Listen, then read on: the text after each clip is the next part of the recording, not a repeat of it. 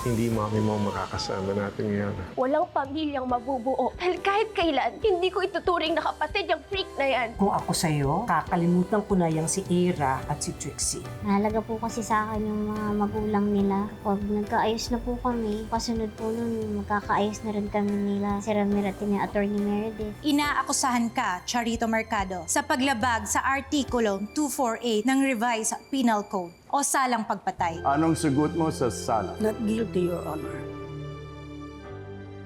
Maraming salamat, Ivan. Pwede ka na mauna mo kung may lakad ka pa eh. Kakausapin ko na si Lynette. Are you sure you don't want me to wait for you? Oo naman. Okay. Oo, ano?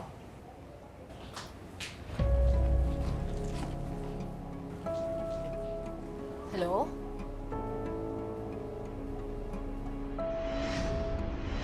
Bigay na nga ng maling pangalan at iwan pa ng bata.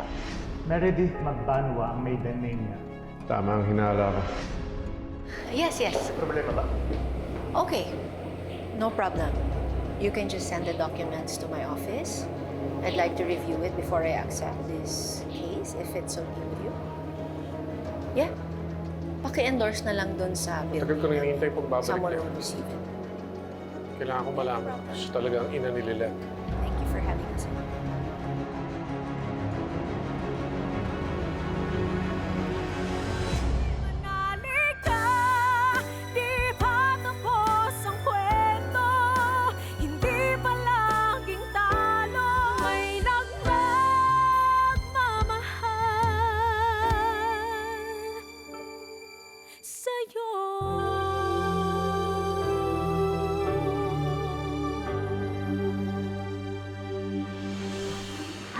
Officer,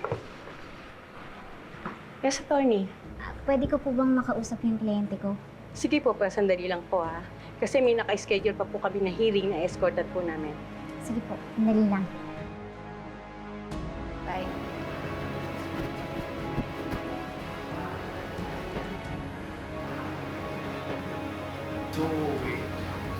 Yes, I just got off the phone with the secretary. So you know the Ano nangyari? Ba't ka matras? Okay, so we can trust them. I didn't want to ambush her like this. But you can trust it. I didn't want to put her in the spot in front of her family. Kailangan ko siya makausap na kaming dalawa lang. Masaya na pag-uusapan namin. Maghihintay na lang ako, baka matsyempohan ko siya mamaya. Hindi naman siya nakikialam ako, Ramir. I think it's better na hindi mo muna siya kausapin. Bakit? Ang tagal ko nang hinihintay ito. Bakit ko pa patatagalin? Kailangan ko na malaman na totoo. That's exactly my point. Mas mabuti siguro kung mag-gather muna tayo ng information para may basehan ka kapag kinausap mo na si Attorney Meredith. Remember, she was the one who gave away the baby before. It means she didn't want to keep it.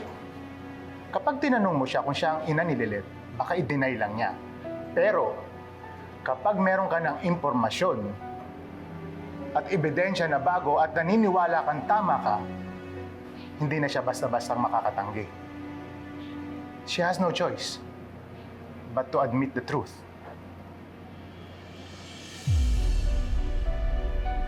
Tama ka. Hindi ko na siya muna haharapin ngayon. Pero kailangan tulong mo, Evan. Tuloy mo yung investigasyon.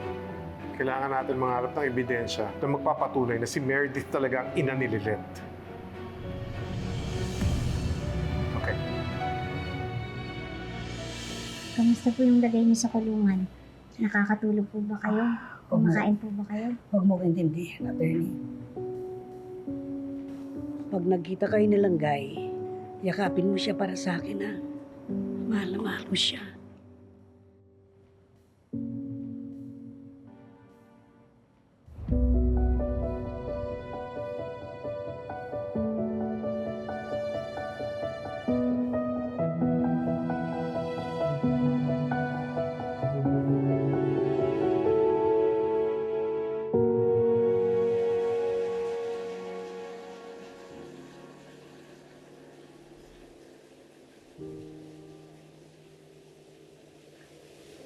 Thank you po.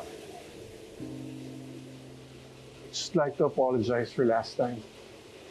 Hindi ko kayo dapat binigla ni Trixie. Although my intentions were good, hindi ko kayo dapat pinangunahan.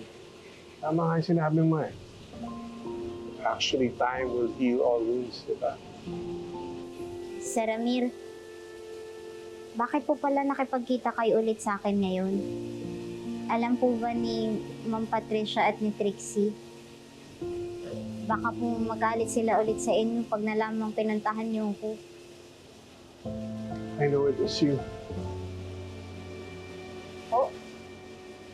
Nung inatake ako sa puso, nung sa ospital, the one who constantly stayed by my side, alam kong ikaw yon. It was your comforting words that gave me the strength para lumaban. Kaya ako nandito ngayon dahil sa'yo. Maraming salamat, anak. Utang ko sa'yo buhay ko. Wala po yun. Ginawa ko lang po kung ano yung dapat. Kahit naman po maraming hindi magandang nangyari sa pagitan nating dalawa. Tatay ko pa rin po kayo.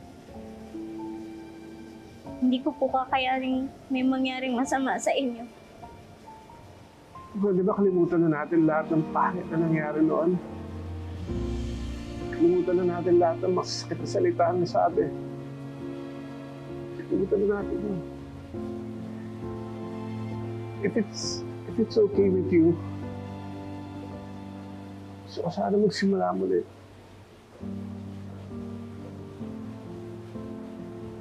Papayag ka sana.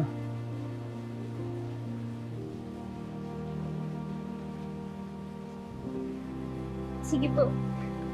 Sir Ramir. Ito na akong tawagin, sir.